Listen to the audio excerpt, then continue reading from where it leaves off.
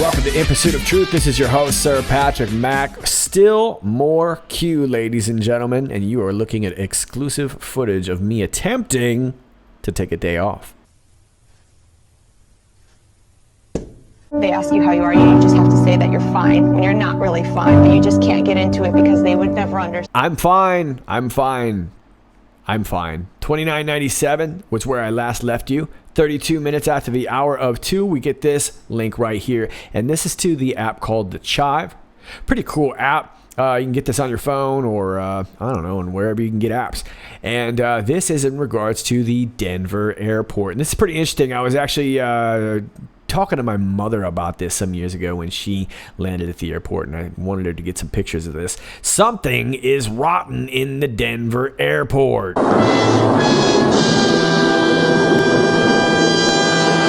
Yeah, that is an understatement. And check this picture out. And I believe this guy is the creator of the Chive app. I might be wrong, but his face looks familiar. But yeah, look at this picture right here. And of course, this mural's been around for quite some time. Here we have a soldier with a nice big sword and a big old gun, because that's always really welcoming when you fly into Denver. And it looks like the trail that he made with his sword looks like a whole bunch of immigrants right there. They all look real happy. And this kid's just trying to sleep on her bricks with her teddy bear, all huddled. God, dog, look at this. And then you got this, looks like he caught the tail end of this dove, and homeboy's looking at this like, God, what is this? I'm just trying to transfer to Seattle. Then we got this picture right here. And my Lord, if the book of Revelations had a pop-up book, it would probably look at, God, ugh. You were greeted at the airport by Mustang by New Mexico artist Luis Jimenez.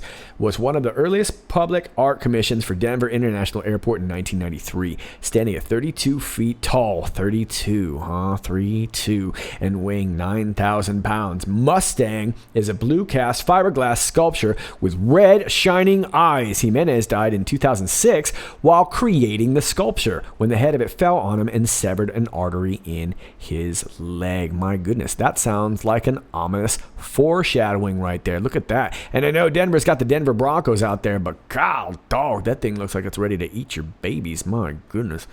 And here's the picture again. And it's nice that they added a rainbow, you know, put a little color in there. The murals are fairly shocking. Yeah, here we have effigies living in the basement and the Lord of Death. Oh, so he's got a name. It's the Lord of Death. How charming. That's a great way to welcome people to the airport. Brandishing an AK-47, killing the dove of peace. Gray waves pulse from the figure. That's what it is. Gray waves. The waves pulse outward, killing everybody in its path. The figure wears a gas mask, implying the gray waves, the instrument of death, in this case, is a biological weapon. Charming. There's one for the wallet right there. So, and speaking of biological weapons, we see this right here. At a glance, AUAG would logically be the symbols for gold and silver. Yeah, you would think the way they kind of offer up that picture in the little cart right there. But that meaning is called into question when you find out that one of the founders of the airport also discovered a new deadly strain of hepatitis known as Australia antigen, also called AUAG. Wow, this thing just gets more and more charming, doesn't it? It has been rumored that the AUAG could be a potent weapon in biological warfare. This symbol rests on the ground directly in front of the biological warfare mural. Good place for it. And here we have this little plaque right here. It says the time capsule beneath this stone contains messages and memorabilia to the people of Colorado in 2094. Well, they're expecting people to be around in 2094. All I'll say is that.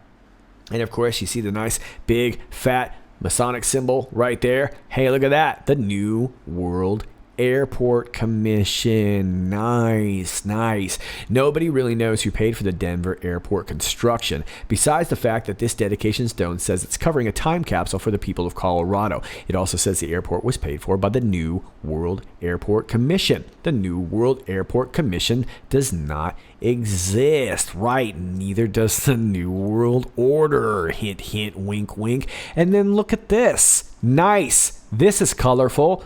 God, dog, you got a frozen penguin-looking thing, and oh my God. Set against the backdrop of a solar flare and horrific destruction, not to mention the extinction of various species, including whales and sea turtles. Children are in the center, sobbing over 3 open caskets. I really hope my flight isn't delayed. Well, ladies and gentlemen, there is diversity. Look at all that diversity in there. Everything's dying. Everybody's worried. All the children are scared. Got a freaking bird and a penguin and a block of ice. A buffalo peeking his head out. God, creepy burning city in the background. Ugh. Here's a close-up, just in case you want to see the anguish. You'll notice there's a little girl in the back right holding a Mayan tablet, alluding to December 21st, 2012, the end of the world. But the Mayans also predicted a rebirth, which is why some life, such as the penguin and bird, are being preserved. Oh, that's good. So that's what they were doing. They were preserving them. Oh, and let's not overlook the city being destroyed in the background. Yeah, lest we forget. And there's some more diversity for you there. Everyone's pointing to the sword that seems to be held by this guy, and he's playing a song, or maybe that's a she. I don't know. All the children in the world bring in the weapons for their country, handing them to a German boy, which is what you do when you've got weapons. The gas mask man from the previous scene is now dead, 2 doves perched on his body. All the children appear to be relieved. The deeper metaphor is the return to peace, a rebirth. There will be no more need for weapons in the new world. Yeah, because in the new world, they'll take them all. They handed it all over to the German kids. See, they're all wrapped up. They're all, here you go, German kid. Here's our weapons. Let's get some peace. Oh, great. My flight just got delayed for, let me see here, all of eternity. Yeah, with a place like this, shoot, man, as long as you got a good burger stand, you might as well stay. And then we have this right here. I was once a little child who longed for other worlds, but I am no more a child, for I have known fear, I have learned to hate. How tragic then is youth, which lives with enemies, with gallows ropes. Yet I still believe I only sleep today, that I'll wake up a child again and start to laugh and play. And if that wasn't charming enough, how about this gargoyle? Which I believe, I don't know if it's this one, but they have a talking gargoyle in this airport. And it's supposed to be a little bit of a comic relief kind of thing. It looks just like this thing. I'm not exactly sure if it's the same one. I've never actually been to this airport. But I've known about this airport for quite some time. And of course, lots of rumors about this airport. And more importantly, what I think is probably what's underneath that airport. Nothing says welcome home like a demonic figure crawling out of a suitcase. Indeed. He's like, hey, you got room for the devil? I can fit. And then here we go, this mural again too, and everybody looks pretty chill. The leopards look a little out of place here. I don't know. This is just so creepy. The final mural. It's oddly reminiscent of the Garden of Eden. The world now lives in peace after the horrific events that have taken place. All the murals, when viewed in sequence, depict a massive genocide followed by the formation of a now less populated, harmonious new world, which is exactly what the New World Order wants. And if you guys are familiar with the Georgia Guidestones, which I'm sure many of you are, that's exactly what they want, to depopulate a little bit, because that's how they figure it's truly going to work out. But hey, diverse looking crowd right there. Looks like the cast of Glee. And then we get this right here. Located 25 miles from Denver on a plot of land encompassing 53 square miles, twice the size of Manhattan, sits one of the most curious airpots in the world. I think he means to say airports. The Denver International Airport. Leo and I had a long layover at the airport last weekend. As we walked around, we couldn't help but notice that something about this place isn't right, so I did some digging. Note, I'm not a conspiracy guy in any way. I fancy myself as more of a beer drinker, so take this post more in the spirit of WTF than an accusation. But anybody who has flown through Denver Airport will tell you this place is a few fries short of a Happy Meal. Let's start at the beginning. Denver Airport was commissioned in 1989 at a cost of $1.7 billion. The airport was finished in 1995, 2 years late at a cost of $4.8 $8 billion, which means they probably used it for a lot more stuff underground. Roughly $3.1 billion over budget, like you do. The airport was privately funded, and nobody really knows by whom. A marker stone in the terminal reads the airport was funded by the New World Airport Commission. It should also be noted that Denver had a completely functional airport, Stapleton, that many people liked just fine. Stapleton was only 6 miles from Denver after all. There was really no need to build the airport in the first place unless you needed a construction project up above to mask a larger construction project happening down below. And this is where the conspiracies begin. Many people believe that the largest underground bunker in the world lies beneath the Denver airport. And there's a lot of people that have had to put a lot of footage up. I'm not sure if you can still find it on YouTube, considering what they're deleting these days. But there's a lot of talk about this, and you should be able to find a ton online, about tunnels being built and lots of really creepy stuff from people who were even involved in the construction of this. Specifically, a 360,000 square foot bunker built by the New World Order to house the elites in case of economic collapse or nuclear holocaust. Charming.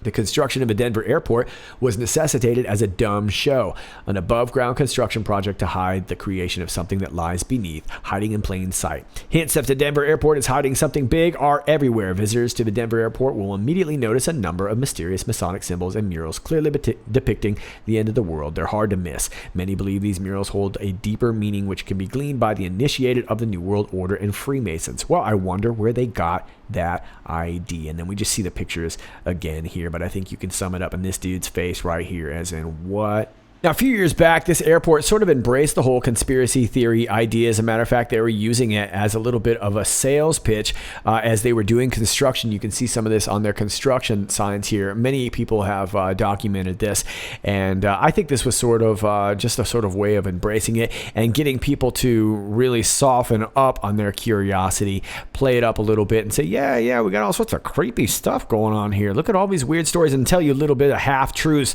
so that you won't really go digging into this creepitude. But I do want to point this out here too, that this was March 19th, 1994 March 19th this year. That'll be 25 years. And I believe also that may very well be our countdown that we've been talking about with QAnon, right? March 19th. So could be something going down either above or underground in the Denver airport on the 19th.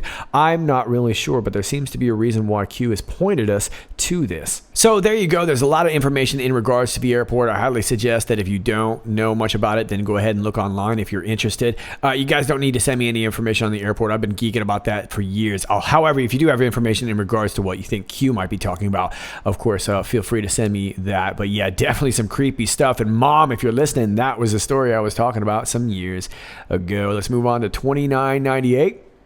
59 minutes after the hour of 10, Q's responding to an Anon, says something you should explore further. Impressive, most impressive. Let me take you to that comment. And here it is. I blew it up the best I could. Kecking out right now. Pretty sure I found something. Rip me apart if I'm wrong, though. So many shills on here. You're missing crumbs. Look here, not here, in brackets. Responding to post 2996, Q says, how is that possible for a supposed non-government entity? And they were referring to Facebook. How is it possible that Facebook tracks data even when the app is deleted? In post 2993 from the 7th, Q is calling out Snowden, so I used the filter to find posts relating to WikiLeaks. Q's post from July 31st, 2018 is a screenshot of the WikiLeaks Vault 7, released March 7th. Sounds confusing, just trying to show you my thought process. Stay with me, it makes sense. This is a quote here. Unlike bullets, bombs, or missiles, most CIA malware is designed to live for days, even years after it has reached its target. CIA malware does not explode on impact, but rather permanently infests its target. In order to infect target device, copies of the malware must be placed on the target's devices, giving physical possession of the malware to the target. To exfiltrate data back to the CIA or to await further instructions, the malware must communicate with CIA command and control C2 systems placed on internet-connected servers. But such servers are typically not approved to hold classified information, so CIA command and control systems are also made unclassified from Vault 7. Links below that direct you to user forums on how to not leave a digital fingerprint that can be associated with the CIA and how to construct an imitation fingerprint.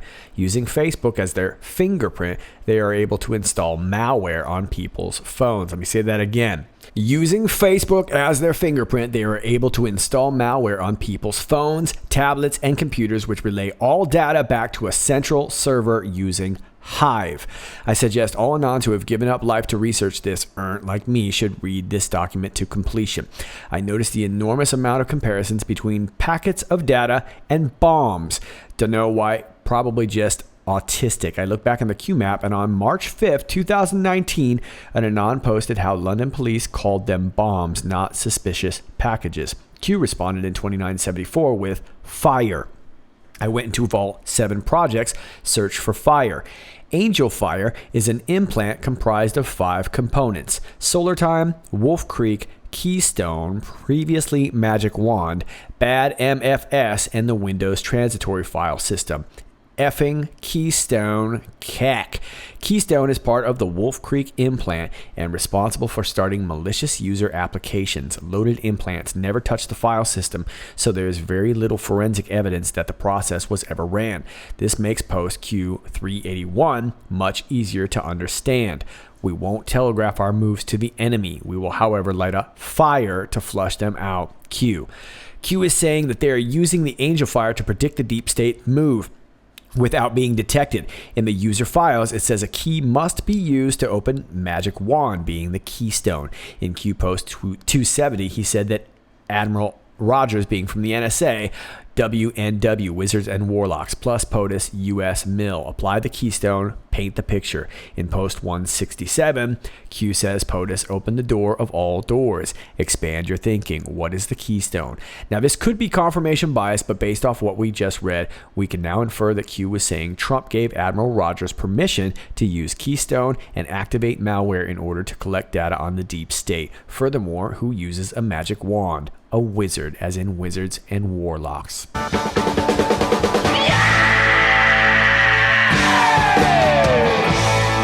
Well, I like that, and it looks like Q does too. Q says something you should explore further. Impressive, most impressive. So bravo Zulu to you, Anon. Looks like we're getting a little clarity as to our Keystone meaning. Let's move on to 2999. 7 minutes after the hour of 11. We get this Twitter status to Richard Blumenonionthal. Why is the Department of Homeland Security reportedly building secret dossiers on journalists and immigration lawyers? Apparent profiling mirrors the behavior of autocrats. I will be demanding answers. Okay, well, while Blumenthal is demanding answers, let's check this out from NBC. Leaked documents show the government tracking journalists. Documents obtained by NBC7 Investigates show the U.S. government created a secret database of activists, journalists, and social media influencers tied to the migrant caravan, and in some cases placed alerts on their passports. At the end of 2018, roughly 5,000 immigrants from Central America made their way through Mexico to the United States southern border. The story made international headlines. As the migrant caravan reached the San Ysidro port of entry in South San Diego, so did San Diego County, so did journalists, attorneys, and advocates who were there to work and witness the events unfolding. But in the months that followed, journalists who covered the caravan, as well as those who offered assistance to caravan members, said they felt they had become targets of intense inspection and scrutiny by border officials. Let me read that again because it pretty much sums it up. Journalists who covered the caravan, as well as those who offered assistance to caravan members, said they felt they had become targets. Okay, so what kind of assistance were you offering? Maybe that's why you're a target. One photojournalist said she was pulled into secondary inspection 3 times and asked questions about who she saw and photographed in Tijuana shelters. Another photojournalist said she spent 13 hours detained by Mexican authorities when she tried to cross the border into Mexico City. Eventually, she was denied entry into Mexico and sent back to the U.S. Okay, so it looks like they're cracking down here. And I guess you can see the documents here from the San Diego sector. Foreign Operations branch. Here's their logo. Check that bad boy out. This seal is emblazoned in the leaked documents to NBC Investigates. For each person, the documents shows their photo, often from their passport, but in some cases from their social media accounts, along with their personal information. That information includes a person's date of birth, their country of commencement, and their alleged role tied to the migrant caravan. The information also includes whether officials placed an alert on the person's passport. Okay, so it looks like some people are getting flagged, but then again, they're offering some help to these caravanners, if you will. So I'm not really sure what I think about this. I don't love passing around people's social media photos for sure. They should just take it should be a passport photo.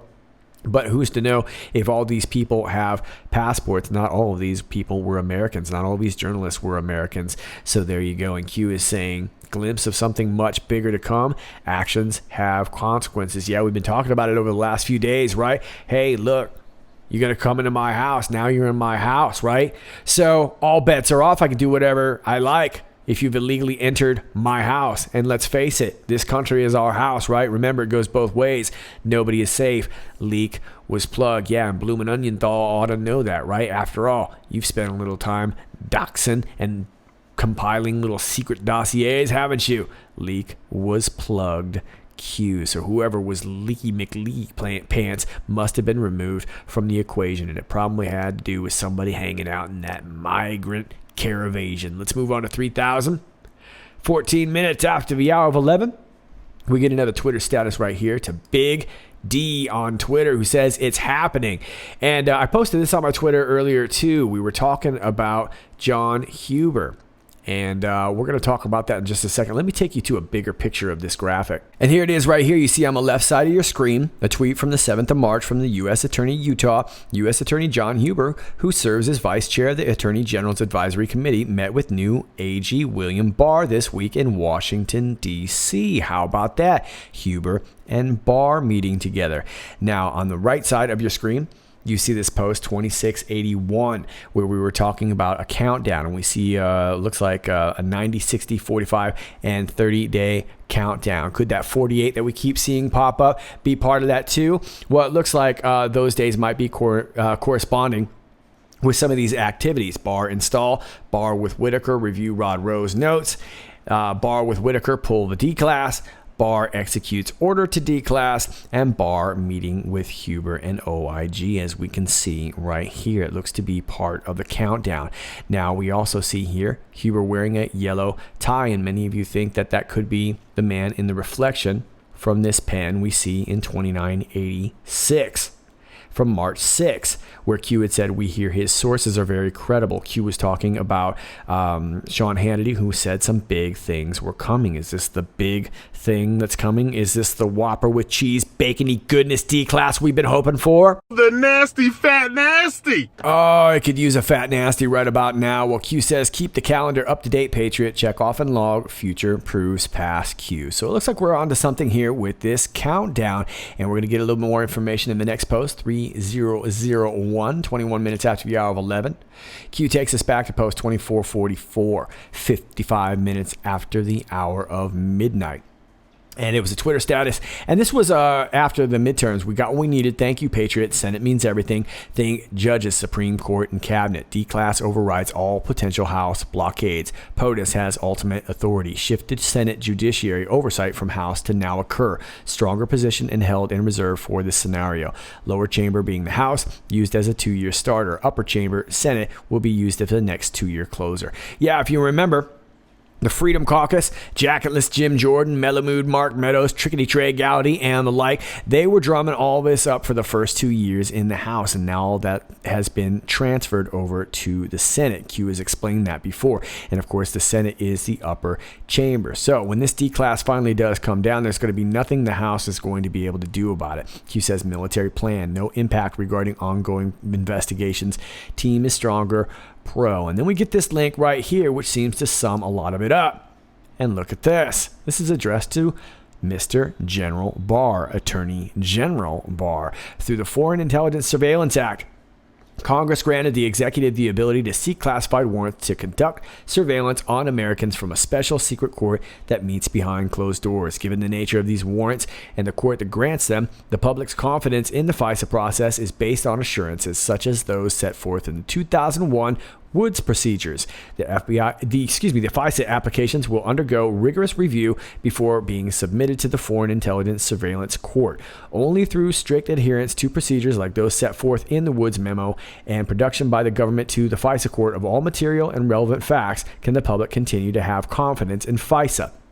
To that end, the committee is concerned that the Woods procedures and a full presentment of material and relevant facts may not have occurred with regards to all the applications for FISA warrants for and the opening of the underlying investigation on Carter Page and other individuals associated with the presidential campaign of Donald Trump. Accordingly, the committee will continue to examine this Congress, as this committee and several other congressional committees did last Congress, potential abuse of the FISA and investigation initiation process with regards to Carter Page and other associated with the Trump campaign. In order to aid the committee's examination of these matters, I request that the department provide the committee with the following documents by no later than March 21st, 2019. What are we looking for? All documents and communications originally shared with the Gang of Eight in May 2018 related to the investigation into Russian interference in the 2016 election. Number 2, the Woods file related to the application for and subsequent renewals of a FISA order authorizing surveillance on Carter Page. The term Woods file includes, but is not limited to, any document concerning or relating to any attempt to verify the accuracy of any alleged facts stated in the FISA applications for Mr. Page. And then we have, this is the second page here. Number 3, all documents and communications referring or relating to efforts to verify the content of the Steele dossier. The term Steele dossier includes, but is not limited to, a series of intelligence reports prepared by Christopher Steele that were transmitted to, among others, the department. If you remember, his testimony is going to be coming up real soon too, right? All documents and communications referring or relating to the role or extent to which the Steele dossier factored into the Carter Page FISA application. 5. All documents and communications referring or relating to Christopher Steele's contacts with members of the media and the reliability of the information provided directly or indirectly by Christopher Steele. 6.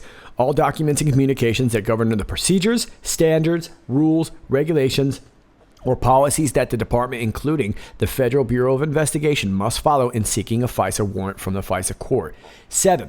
All documents and communications with the FISA court referring or relating to any FISA applications associated with Carter Page or any other individuals or associated with Donald Trump's 2016 presidential campaign.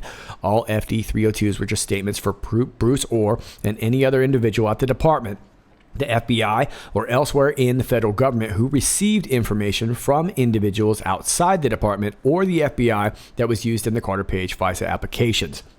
And number 9, all documents and communications referring or relating to defensive briefings provided or that were under consideration to be provided to the presidential campaigns of Hillary Clinton, Donald Trump, or any other 2016 presidential candidate. And this is signed by Lindsey Graham, CC, the Honorable Dianne Feinstein, and Christopher Wray. All right, well, this looks pretty bacony, cheesy right here. This was dated March 7th. And it looks like it is following right on schedule right there. Q says House to the Senate. And I am assuming they're talking about how that transferred from the House to the Senate, because having the House wasn't really going to mean anything at this point. It was all about winning the Senate so that we can finally move forward with getting this bacony, cheesy goodness D-class, and we can finally get some prosecutions. Let's move on to the next post.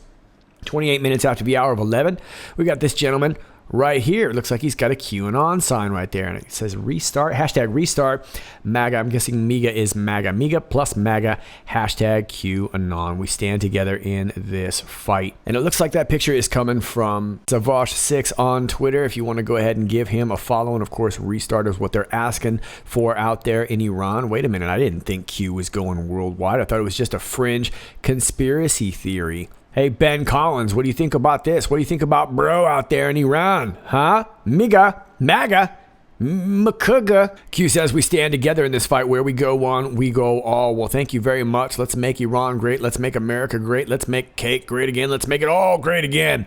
Let's move on to 3003, A Space Odyssey. 45 minutes after the hour of 11, we get this Bing link right here, and we're talking about Facebook. Facebook sees massive drop in users. Instagram gains. Tesla and Facebook corporate reputations ranking plummet. This could be the beginning of the end for Facebook. Oh my goodness. Facebook is taking steps to combat vaccine misinformation. So it looks like Facebook is struggling. That's funny because we were just talking about those in the Q drops yesterday, right? Drops 1 and 2. And Q was saying part 3 through 9 coming soon. Okay, Q, is it coming after I hit publish? Is it going to come as soon as I save this video? Is it going to come? Are you going to let us know? Are you going to... Okay, that's just me talking personally there. All right, well, it looks like we got some more dumps here, and I have a feeling it's going to affect probably not just Facebook, but a lot of these social media platforms. And let's hope so, because it's about time we start dealing with these knuckleheads, because they have been making it very, very difficult for people like you and I to get together. We have to do it on the down low, but it's all good because we do. So it looks like we got some cool revelations and confirmations from Q today. One being it looks like we are on the right path, with the keystone being in regards to Vault 7. Q is saying keep digging in that area. So very cool. Congrats to the Anon. And I know there's a lot of Anons who have been kind of kicking that around too. So congrats to all of you Anons. I know that this particular Anon was not the only one leaning that direction. There were a lot of other conversations in regards to that. So it looks like we are getting warmer. It also looks like we are getting some bacony cheesy goodness by way of William Barr very, very soon. We got the pics and the letter to prove it. Should be very, very exciting. Do any of those dates have anything to do with the Denver airport? You can tell me down below. But those are your Q posts for now. As always, if you like this video, please click like, share, and subscribe. Thanks to all of you who do that already. I greatly appreciate it. And if you're new to my channel, welcome to you. Please keep in mind that from time to time, you will get unclicked and unnotified and unsubscribed. That's just what happens when you're looking for the truth these days. They don't want to make it easy for you to find it. Just keep typing in my name or iPod or whatever, and re-click yourself, resubscribe, and I greatly appreciate it. All my other links are down below: my Gab, my BitChute, my Real.video, which is now Brighteon.com. Speaking of which, for those of you who do view me on Brighteon.com, I'm having a ton of problems with the platform. So I'm going to leave a comment, a top comment. Let me say it again. I'm going to leave a top comment down below in the video, and you can respond there as to whether you view it or not, whether I should keep it or not. I'm thinking about getting rid of Brighteon.com, but I'm going to let you guys weigh in before I make the decision. I'm going to keep trying to upload there, but I've had a lot of problems there, and it's just getting to the point where it's getting to be too much of a headache. But if enough of you guys want me to keep it, I'll keep trying. You can also find me over here at Twitter at IPOT1776. That's at IPOT1776. All these links are down below. My email is down below. My P.O. box is down below. And if you'd like to support the channel, my Patreon link is down below, and it would be greatly appreciated, as I don't really have much time to get out and go to work these days. Lots of Q to do, but I love bringing it to you. I hope this helps you in your research, and I hope that it keeps moving you forward in this movement. All right, kids, that's all I got for you today. This is Sir Patrick Mack, and until next time, stay focused.